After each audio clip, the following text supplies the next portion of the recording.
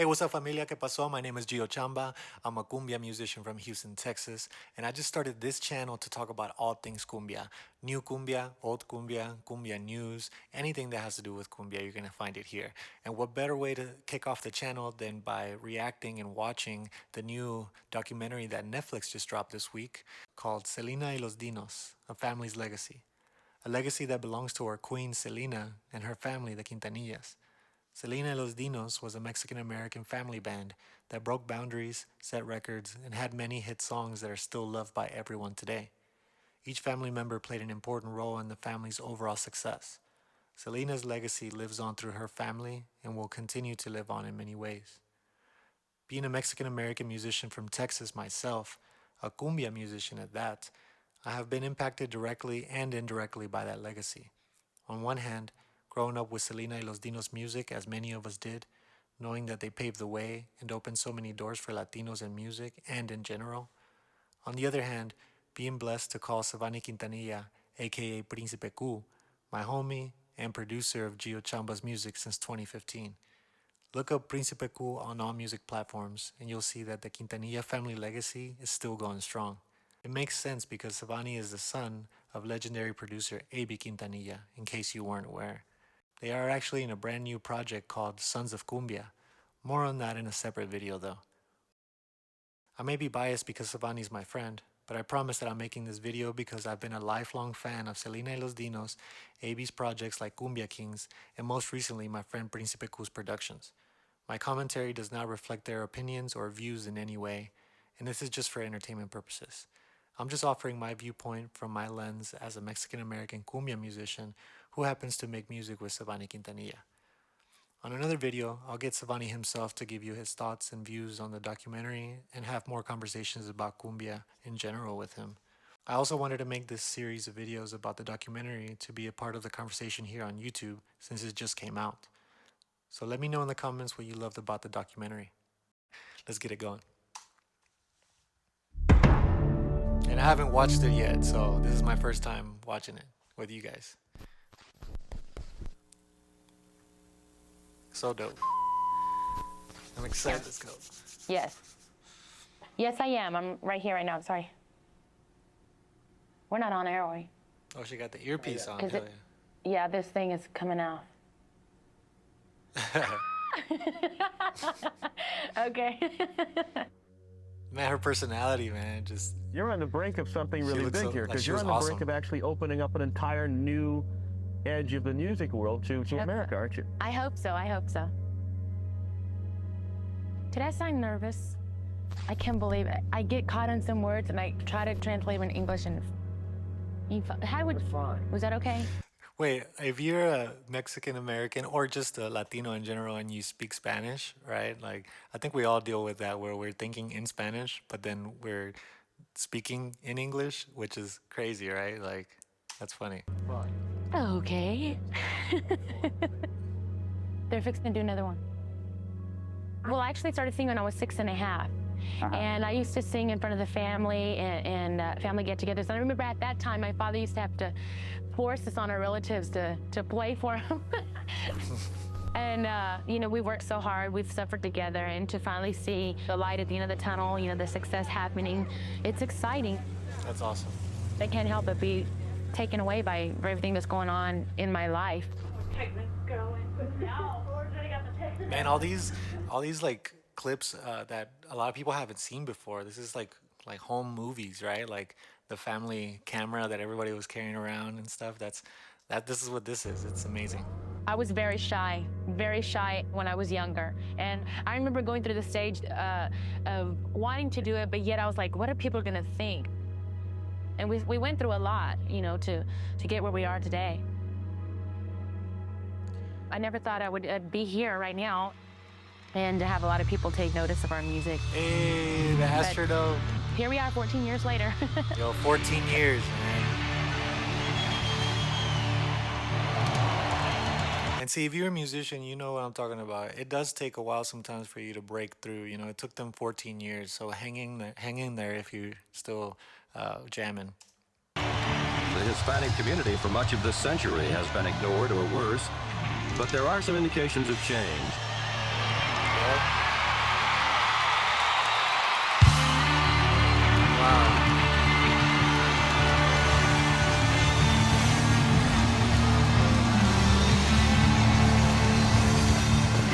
Selena Quintanilla es uno de nuestros más grandes orgullos y la reina de la música tejana. Yep, she's a She queen. lit up a whole Reina. road of hope and possibility for a generation.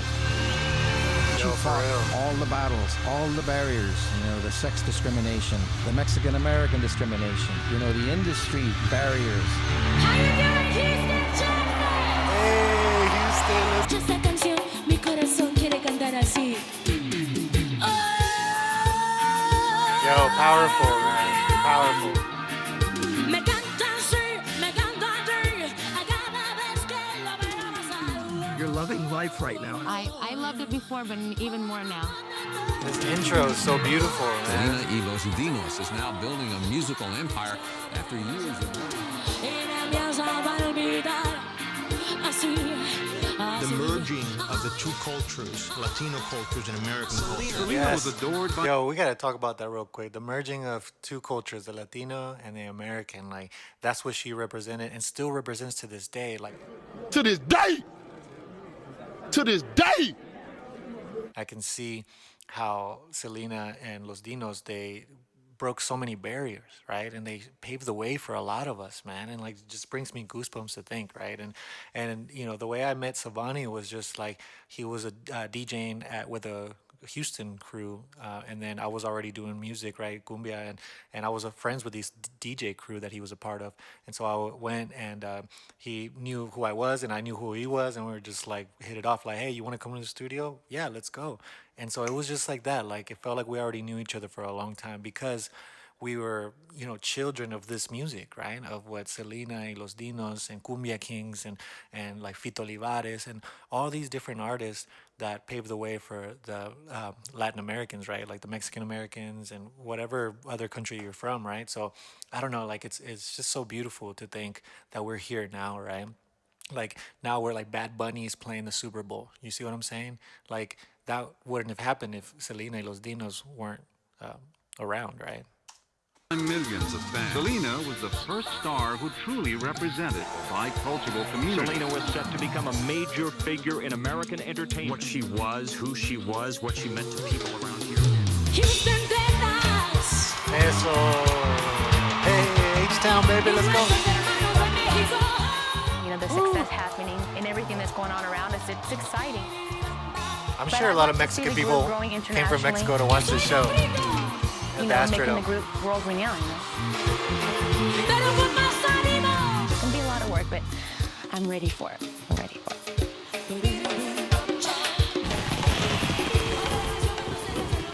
That's awesome.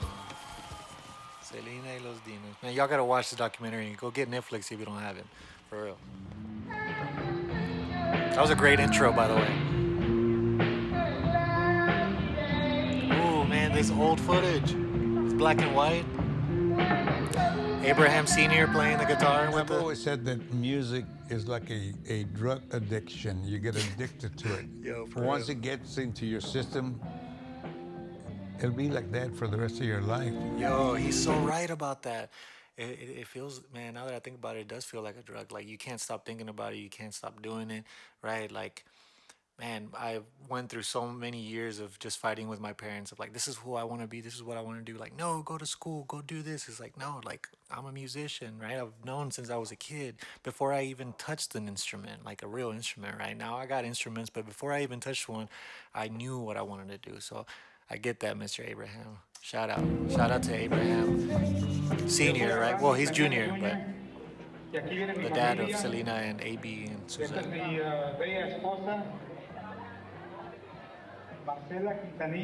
Hey, shout out to the mom too, Marcela, right? Like, she held it down, and I'm sure we're gonna hear about it right here.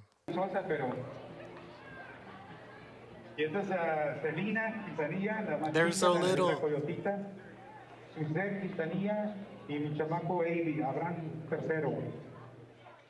When I first met him, I did not know he was a singer. What? Yo, that's funny. I didn't find out until after I got married. What?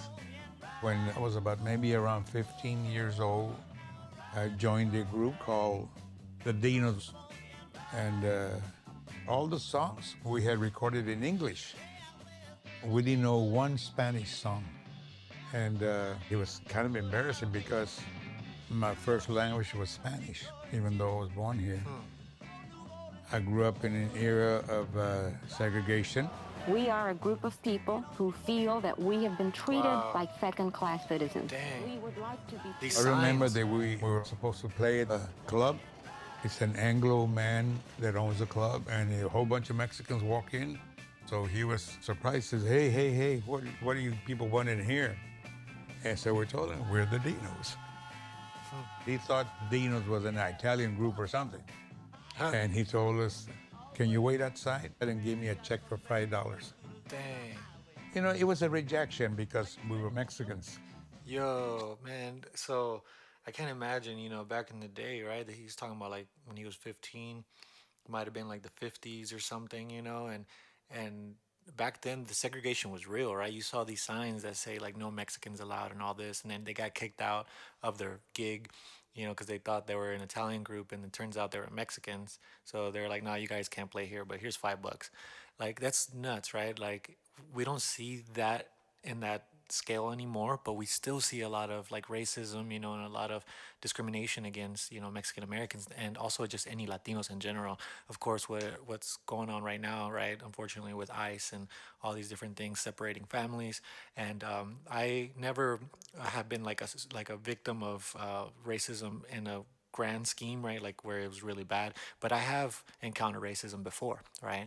And then also in the music industry, a lot of times when you're a Latin musician, they're like, oh yeah, go play that taco festival. We don't want you here at our festival. That's just for, white bands and stuff. So I've definitely have seen some racism within the, in the industry, but I'm sure it's not as bad as it was, man. Shout out to them for really paving the way and opening the doors for everybody else. So I figured that if we wanted to be successful, then we gotta start playing for Mexican Americans. That's right. And that's when we changed completely to Tejano music. Hey, let's go. It went from the Dinos to Los Dinos. Hey, Los Dinos sounds way better, honestly, though, too. As the group became popular, the hair, we played everywhere, all in the United love the hair. States. I had little A.B. and Abraham toured. He was gone maybe a week, sometimes 2 weeks, sometimes a month. Wow. It was very hard. When Suzette was born, he took me to the hospital, and he had to say bye because he had to go on a gig. In fact, there were times when I came home and A.B. didn't recognize me. Oof. You're scared of me. That's when I started thinking, and I said, I gotta quit this. Wow, yo, shout out to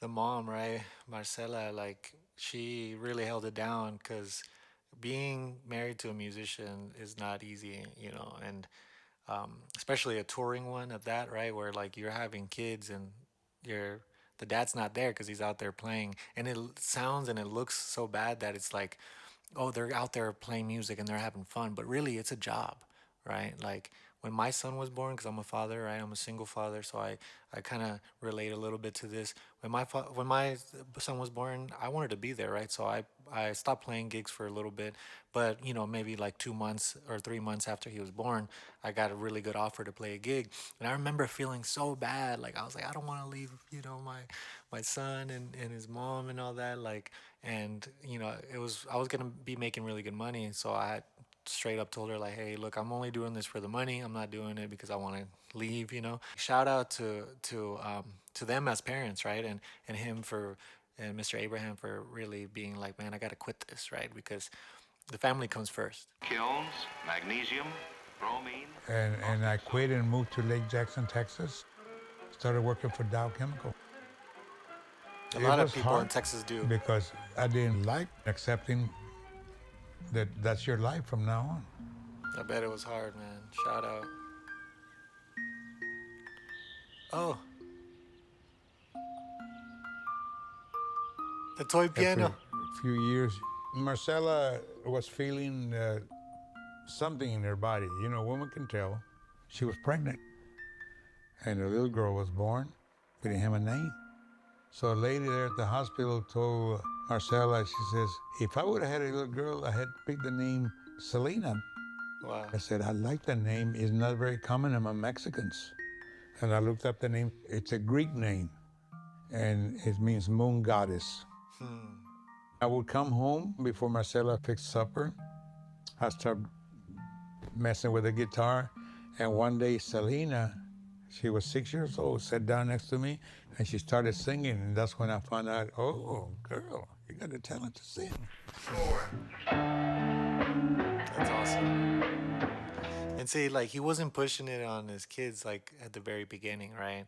Like, I feel the same way. I have my son, I have a guitar for him, I have a little piano for him, and it's just there. It's just, like, out in the open so he can use it anytime he wants. And sometimes he does. Sometimes he'll go and start playing and try to, like, match the note with his voice, and I don't want it to ever feel like I'm just pushing it on him, like where it's like, you gotta be a musician. Like, no, he could be whatever he wants to be.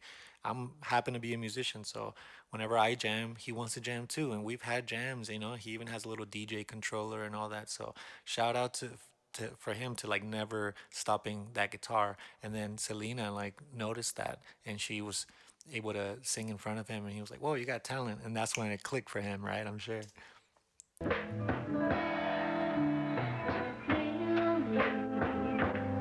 This footage, man, this is crazy. It was amazing how talented she was. Yeah. Even when she was very young. For real. She sounds great. I went and bought some instruments, got a bass for my son, A.K.A. I'd put it on, put the tie on and everything, and I would get the bass, and I would look in the mirror and just like, yeah, I'm gonna be a rock star, man. I'm gonna be a rock star one day. Yeah. See, A.B. had it in his blood They started talking about, well, who's gonna play the drums? And I just remember my dad goes, well, we only have one more kid left. And then he looks at me, he goes, Suzette's gonna play the drums. And I look like, wait, what? No, Dad, no. Get the drummer, go back. She was so reluctant to. She didn't want to. Now we got the guitar player, the drummer, and the singer. But you could tell from this clip too, she's having fun, right? Like she's with her siblings and her dad. It's a family thing, like, and I haven't really heard it much, but I've heard sometimes where it's like, oh, the dad was trying to live his dreams and stuff through them, but really it wasn't really like that. Like they all were talented in their own way, but at the same time, when they came together as a family to play music, and I've played with my brothers because I have younger brothers that play music, it's just such a different feeling. It's not the same when you play with random people that you meet, right? Like at school or whatever, like other friends. Like playing with your family like that, like music, it's just so different. Like there's a connection already. Like I got a brother that doesn't really play music, but he could pick it up quick because he was around all of us that played music. You know what I'm saying? So he'll just pick up the bass, and then I'll be like, all right, look, stay there. And, okay, cool. And then we go. My other brother plays drums. The other one plays guitar, sings. So it's like we jam, and it just feels different. We're having fun. We're laughing, and this is what you can see here. So they might have been a little bit reluctant because they were kids, right? Like when kids just want to go out and play and not be so like rigid and strict, right? And with a musician like myself and their dad, right? They're like, no, you got to learn this, you got to practice and this and that, right? So, it could feel like they were doing a chore, but at the same time, once they learned, they just learned to express themselves because all you have to do is just learn the instrument and practice, and then you can express yourself however you want. So I definitely see that happening with them, later on, where they're expressing themselves fully. I got a complete group. When you're kids, you want to go out and play, you want to be with your friends, and your dad every day would call us in to practice for just 15 minutes a day. 15 minutes ain't nothing. We would scream and holler. I mean, we cried. See, I'm already thinking like the dad, like 15 minutes ain't nothing, let's practice, It wasn't easy. I was strict. Yeah. You're gonna learn. Yeah, you gotta I saw a way back into the music world. That's awesome. And that's when the wheels start turning again. Oh, it's where they No opened the experience restaurant. at all, restaurant business. We got this place, it was a big place. Papagayos. When we opened the restaurant, I was excited. It was something different. I built a little dance floor and a little stage, and that's where my kids started playing. And people would get up and dance on the little dance floor. Wow. Through us, I guess he saw potential, like, okay, you know, the Jacksons are out there. I could make the Mexican Jacksons. I was in middle school. My dad would say we'd have to play the weekends, and that was really embarrassing. Selena loved it because they used to tip her, and she would be all, you know, oh my gosh, you know. It's a lot of hard work, but I think it's great. You know, it was a wonderful time in our life. Wow, these pictures. Unfortunately, they stopped drilling for oil, and that area just, the economy just went whap. Killed everything. The low oil price means it doesn't pay to drill, means the oil business and its workers are heading into a long, cold night. We hung on, trying not to lose our restaurant, and we had to close it down. Of course, that affected also our home. We were losing our home also. We finally had to move out. Whatever money I had been invested in the restaurant, and I'm broke. Damn. So Marcela says, we gotta go get some food stamps. We go over there, and we walked in, and it's packed with people. And this big old heavy-set woman, as soon as we walked in, she saw Selena. She says, look, it's the little girl that sings at the restaurant. And when she said that, I stopped and I looked, I said, I think we're in the wrong place, and I made a U-turn and walked out. Wow. I said, I'm not going back in there. Whoa.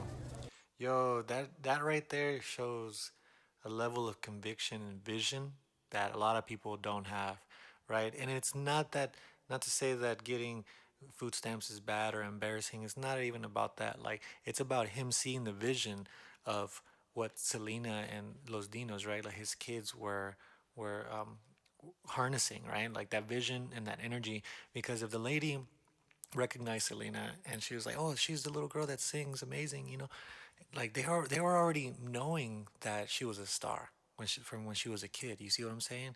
So for her dad to be like, oh, we're in the wrong place, let's get out of here. He saw that vision. And he was just like, man, I got to make a business out of this. So shout out to Mr. Abraham, because it's the tough decision with 3 kids. I can't even imagine, right? Just losing your home and all that. And then, you know, having to start your life over, like, man. So that's a big, like, inspiration, honestly. The next trick up Abraham's sleeve is to move to Corpus and move in with my Uncle Hector. That's when they went to Corpus. We're 13 people living in one house, which is crazy to think about. That was a really difficult time. I remember that time. You would hear mom and dad talking, you know, in the other room, and, you know, you could tell when your parents are stressed out about stuff. Yeah. We lost everything. Oh, that's a cute photo. And for a long time, it was very difficult putting food on the table. It was hard times. I'm not gonna deny that. I couldn't find no jobs here. So I told my wife, Marcela, look, the only other thing I know is music, so I want to start booking him. Hey, see? I'm telling you. He was like, saw it as a music business, right? Dad, I believe, he was out in the streets when he was real young, and he didn't want that for us. Yo, for real, my dad used to be out in the streets selling candy and all that when he was a kid, and he told me about all that stuff, and he didn't want any of that for me, and I never had to go through that, me or my brothers or my sister, you know. So I always saw him, like, and heard him saying, like, you got to be better than me, right? You got to go for more, right? And so I definitely relate to this. It's amazing. All right, guys, we're going to stop it right here, and this was going to be the first video. We're going to continue it on the next one, so check out the next one. We're going to keep going down the documentary. This documentary is about almost like 2 hours long, so I'm cutting it in different episodes for this channel. Like I said, hopefully we get my friend Svani on here to do an interview after we're done reacting and watching it. He already said he's down to help out in whatever way. Like I said, he's my producer and he's a producer himself, so go check out his music, go check out our music together. And right now he's actually on tour with his dad, A.B. They started a new group called Sons of Cumbia. So I'm gonna be making some videos about them too. But go check them out because they just started an Instagram page and they're already, growing. And they're in Argentina right now. They're in Mexico. So it's really cool to see my friend with his dad like that, right? Because I know, like later on, if my son wants to play, like I would love to play, in the band with him too. So shout out to them, man. It's really inspiring. I be texting with Svani all the time. He's sharing all the stuff that he's doing out there, and like that's where he belongs, right? Like I'm so happy for him. Like that's where he belongs, and he's got to continue that legacy from his family, right? The Quintanillas. So shout out to the Quintanilla, shout out to Svani, shout out to A.B. and everybody that's involved in Cumbia because that's what we're here for. We're here for Cumbia. So much love in Cumbia to everybody. We'll see you on the next one. Peace.